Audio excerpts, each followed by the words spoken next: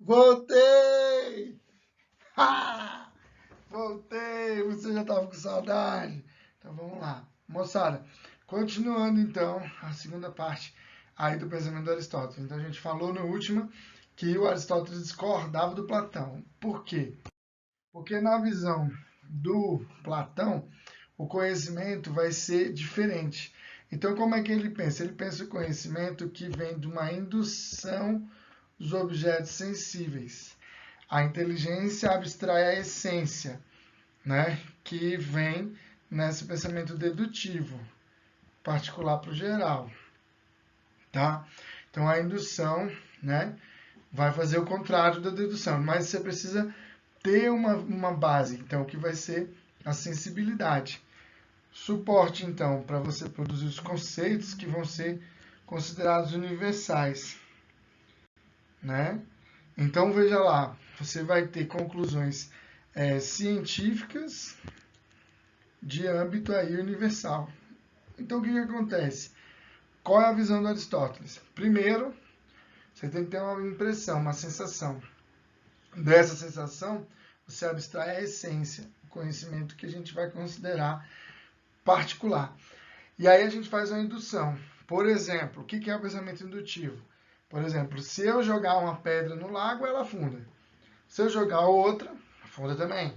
Se toda pedra que eu jogar, vai afundar. Então eu não preciso jogar 1000 pedras. Pedra número 1, 2, 3, 900, 900. Não precisa fazer isso. Você induz, você cria a possibilidade. Se elas têm a mesma característica, então elas vão ter as mesmas consequências.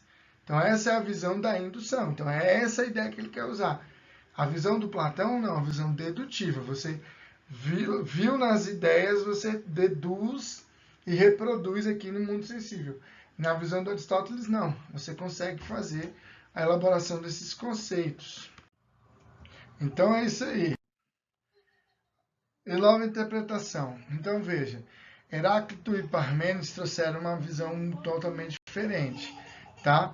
Heráclito vai colocar a ideia da mudança, Parmênides da essência. Parmênides, as coisas são que são a essência. Heráclito, tudo está em constante mudança. Como que o Platão fez para resolver isso?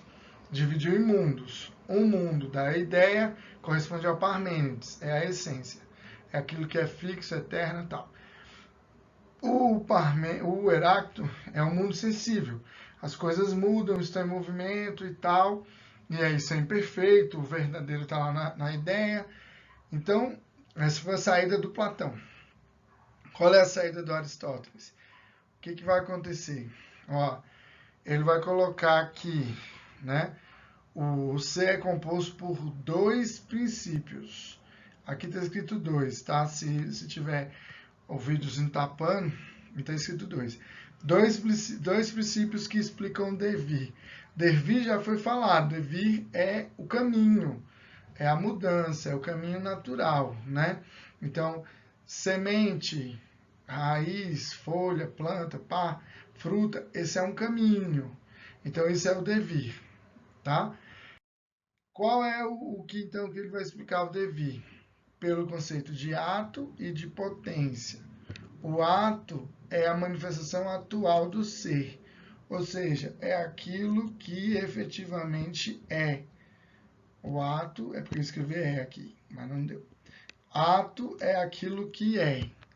Potência é aquilo que pode ser, é o vir a ser. Então, todas as coisas, as pessoas, a natureza, os homens, todas as coisas têm a capacidade, a possibilidade de vir a ser, ou seja, de se transformar. Por isso que está em mudança. Então a mudança ocorre porque já é uma característica natural de tudo, das coisas. Essa mudança é o movimento. Movimento é a passagem, então, da potência do que pode ser para o ato que é, né? Então, essa é a diferença. O que vai dizer, então? A árvore, ela pode se tornar florida, né? Então, quando ela se tornar florida é o ato, tá? Então, manifesta em ato aquilo que já tinha potência. Olha aqui. Aqui para nós, Brasília, é muito claro isso. Você tem a árvore seca, né? Devido às condições. E ela tem dentro dela a possibilidade de se tornar florida. Então, essa é a visão do Aristóteles. Com isso, algumas vezes as coisas podem não acontecer exatamente como deveriam acontecer. Então, por que a coisa ela fica com uma característica diferente? Característica. Essencialmente é a mesma, mas a característica muda por causa do acidente. Então, por exemplo, de acordo com algumas condições climáticas, pode acontecer que uma árvore que dá fruto não dê fruto. Ou seja, pode ter uma seca, pode ter falta de água o suficiente, pode ter falta de polinização. Então, por causa de alguma coisa que é externa, ou seja, não é culpa da árvore, vamos dizer assim, não é parte da árvore, é externo. Então, por ser externo, pode acontecer de quê? De você não ter as características confirmadas. Então, ela não confirmar aquela potência. Então, é um acidente. O que faz as coisas serem diferentes é um acidente, tá? Então, por exemplo, os homens. Homens, tem vários tipos de homens. Acho que está no próximo aqui, peraí. Ó, então, os homens têm características diferentes. Um homem é alto, outro é baixo. Você tem homens bonitos que nem eu. Vocês têm o Marcão e outros. Então, quer dizer, você vê homens diferentes. E se eles são todos da mesma forma, mesma essência, por que eles são diferentes? Por causa do acidente. Então, tem um acidente em todos os seres. O acidente ele não é necessário, pode acontecer ou não.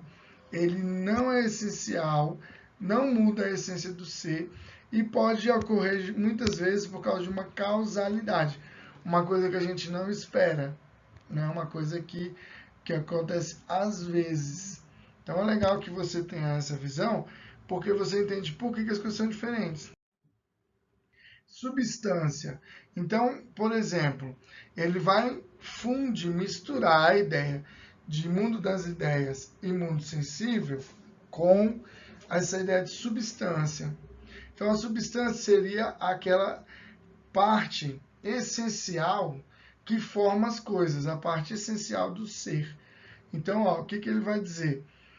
A substância é aquilo que é estrutural e essencial do ser. Então, por exemplo, a árvore. Uma árvore tem uma substância, que é a substância árvore. Tá? Essa substância, ela será um pouco, vamos dizer assim,